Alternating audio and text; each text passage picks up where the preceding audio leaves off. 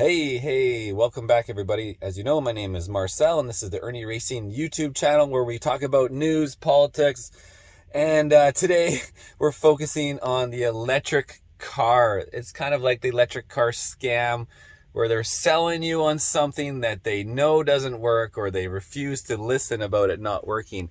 And so lithium batteries do not like to charge when they're freezing. You cannot charge a freezing electric car. You cannot charge a lithium battery when it's frozen. Only lead acid batteries you can do in the cold. So there's lots of problems in the cold. They can discharge, but not charge. So let's see what people are having problems with the cold snap this winter. Electric cars may be the way of the future, but it's clear there are some problems when it comes to charging them in Chicago's deep freeze. Oh, we got a bunch of dead robots out here. Dead robots.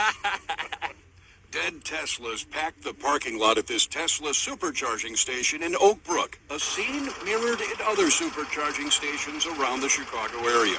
Man, this is crazy. It's a disaster. Seriously. With temperatures falling into the negative double digits, these charging ports have stopped charging, leaving many Tesla owners stranded here in long lines since Sunday. Nothing, no juice, it's still on 0%. And this is like 3 hours this morning being out here, after being out here 8 hours yesterday. Has it been charging? No, not at all. It just isn't working. At all. It's just frozen, and so I'm now getting it towed to the Tesla service center because that's my only option at this point. Adding to their frustration, they say, is that they're getting no help when they call Tesla for assistance. These are unusually cold temperatures, but do you find this acceptable?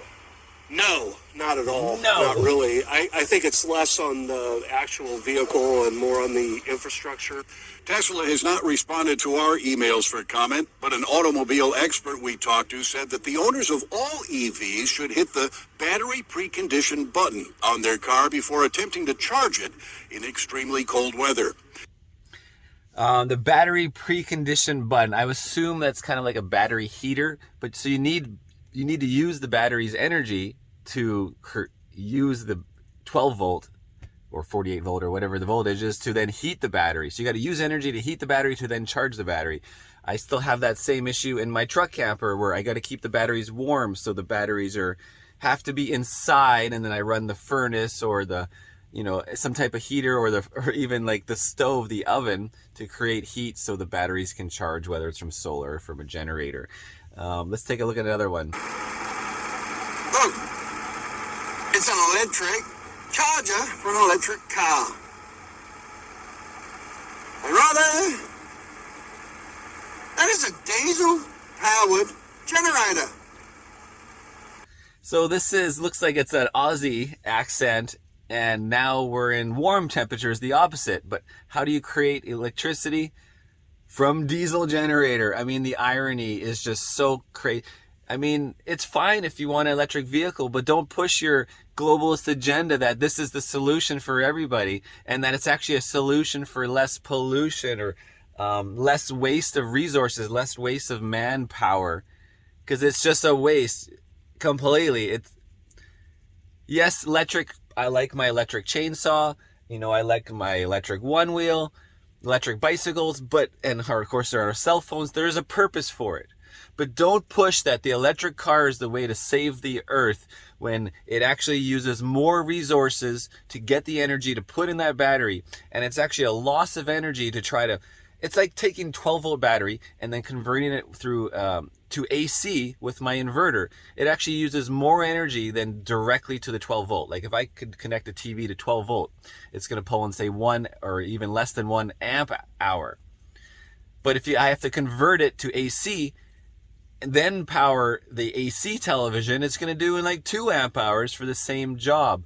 And so this one, you have the diesel generator creating AC power to then go and charge a DC battery bank. It's just completely a loss. And of course, if it's not from a diesel, which is then collected from other trucks and mined and have to use the equipment, if it's just from the power grid, there's still all of the issues to create the power, to use the diesel, to use the natural resources, to create the mine, to create the power. Whether it's going to just be a dam, which has to be built with machinery, or it's nuclear, which are some of the better options as long as they don't have a Chernobyl. on and on. But typically it's like coal plants, diesel plants, you know, like this is where all the power comes from. To run your electric charging point for your car, that generator runs 24 hours of the day, 7 days a week. We're saving the planet to charge your electric car. Does it make a lot of sense to you? Because it doesn't make a lot of sense to me. Yep. So, and like, ironically, when you have these globalists and they're talking about their footprint, and then they take their private jets to the WEF, the WEF, to talk about how they're going to save the world, how they're going to make us, they're going to take away our rights and our ability to use products. But when they're actually using all excess labor, energy, products, and resources on creating their military industrial complex, it's so ironic that it's like, no, you guys are going to have 15-minute cities. We're going to increase the price of your fuel, and increase your price of your groceries and everything in consequence. When they actually are creating these fortresses, these massive fortresses of war that only last a few years, or maybe 1 to 5 years, or a tank blows up in a few months. It's just like in the book 1984. Anything excessive is not going to go to help the humans. Anything left over goes to the military industrial complex. And everything before that, of course, goes there as well. But there's no excessive labor that can go to helping humanity. Any excess is going to be right back in the military industrial complex and wasted, because all that energy, all that resources, it's building tanks, it's building ships, it's building aircraft carriers, it's building fortresses, only to be blown up or just be inconsequential in a few years, like useless, outdated, and then you build another fortress. So they're keeping us in perpetual motion of being poor and being in depression and never having enough resources to cure cancers or anything. It's all a scam. All these charities and everything that cure cancer. Can you believe it? Oh yeah, we can't cure anything in all these hundreds of years of all these donations. Like, wow, we're really talking wild.